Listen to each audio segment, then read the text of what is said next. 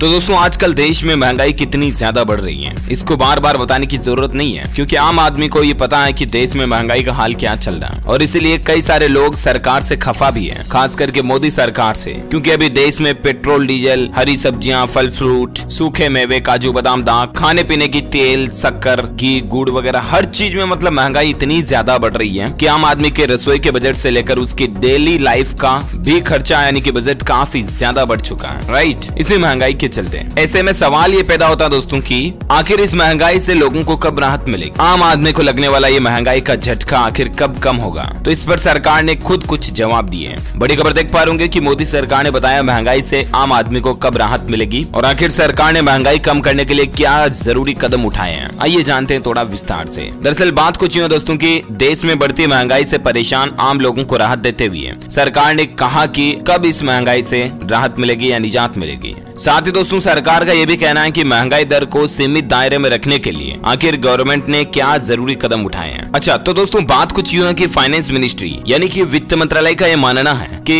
हमारे देश में मतलब खाद्य तेलों में यानी कि खाने पीने के तेलों में और दाल, उड़द, मूंग, मसूर वगैरह इन दालों में महंगाई बढ़ाने का बड़ा योगदान रहा है। लिहाजा सरकार ने बाजार में इनकी उपलब्धता बढ़ाने के लिए शुल्क कटौती के जरिए आपूर्ति में बढ़ोतरी करने का उपाय भी किया। कहने का मतलब एक तो तेल वगैरह ये ज्यादा महंगे हो रहे हैं और दालें वगैरह ज्यादा महंगी हो रही है, इसलिए मार्केट में महंगाई ज्यादा बढ़ रही है, ये सरकार का कहना है। और इसीलिए सरकार ने इन चीजों के प्रोडक्शन बढ़ाने, इनकी सप्लाई बढ़ाने पर जोर दिया ताकि इनकी रेटिंग थोड़ी डाउन हो। वहीं वित्त मंत्री निर्मला सीतारमण ने कहा कि पेट्रोल और डीजल पर कर यानी कि टैक्स और शुल्क को भी कम करने के तरीकों को लेकर केंद्र सरकार को राज्यों के साथ चर्चा करनी होगी। आखिरकार मुद्दे की बात वही घूम फिर कर आ गई कि पेट्रोल और डीजल बहुत ज्यादा महंगा हो रहा और इससे भी जब महंगाई से राहत मिलेगी ना तभी लोगों को जिंदगी में थोड़ा, क्योंकि मतलब पेट्रोल डीजल ऐसी चीजें दोस्तों जो डेली काम में आती हैं। कोई कहीं जॉब जा रहा है तो गाड़ी में डेली पेट्रोल चाहिए, कहीं आना जाना तो डेली पेट्रोल चाहिए। तो इस पर भी जब रेटें कम होगी ना तभी आम आदमी को थोड़ी राहत मिलेगी, राइट। तो इस पर वित्त मंत्रालय यानी कि फाइनेंस मिनिस्ट्री निर्मला सीतारमण का कहना है कि केंद्र सरकार को टैक्स कम करने के लिए राज्यों के साथ बातचीत, वार्तालाप करनी चाहिए और बात भी सही है, राइट। इसके अलावा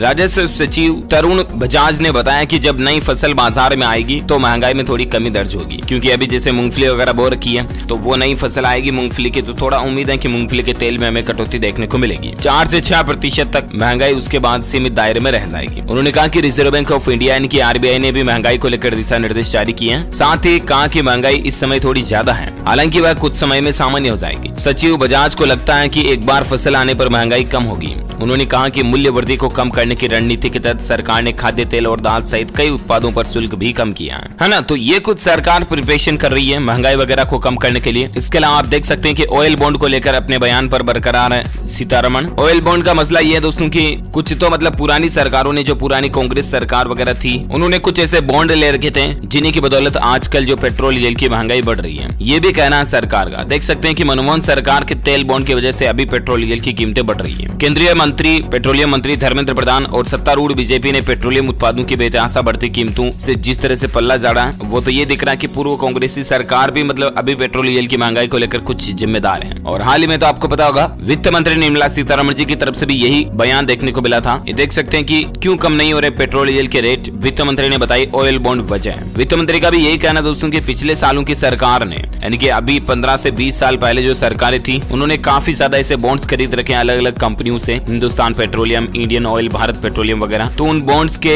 एमओयू के चलते अभी आपको पेट्रोल डीजल पर टैक्स ज्यादा लेना पड़ रहा है और मतलब इसकी भी एक वजह है जिसके कारण काफी ज्यादा ईंधन की रेटें वगैरह महंगी हुई है। तो उम्मीद है कुल मिलाकर के सरकार इन द फ्यूचर में जरूर राज्य सरकारों के साथ मिलकर टैक्स वगैरह में कटौती करेगी और कुछ राज्य सरकारें भी अगर वेट वगैरह में कटौती कर दे तो पेट्रोल डीजल काफी सस्ता होगा। यही कुछ रीजंस और कारण है महंगाई बढ़ने के जो सरकार ने एक्सप्लेन किए हैं और अब देखते हैं कि हकीकत में प्रैक्टिकली जब महंगाई कम होगी तभी आम आदमी को तो राहत मिलेगी। जो भी अपडेट आता है आगे भी मैं आपको बताता रहूंगा DLS न्यूज चैनल के माध्यम से। ओके, इसके साथ अगर आपको वीडियो अच्छा लगा तो इसे लाइक कीजिए, शेयर भी कीजिए अपने दोस्तों के साथ फेसबुक और व्हाट्सएप पर, और आप हमारे चैनल DLS न्यूज को सब्सक्राइब करके बेल आइकन जरूर दबा देना ताकि आपको रोजाना के ताजा अपडेट्स और काम की खबरें तुरंत आपके मोबाइल पर मिलते रहेंगे। Thank you, take care, good bye, जय हिंद, जय भारत, वंदे मातरम।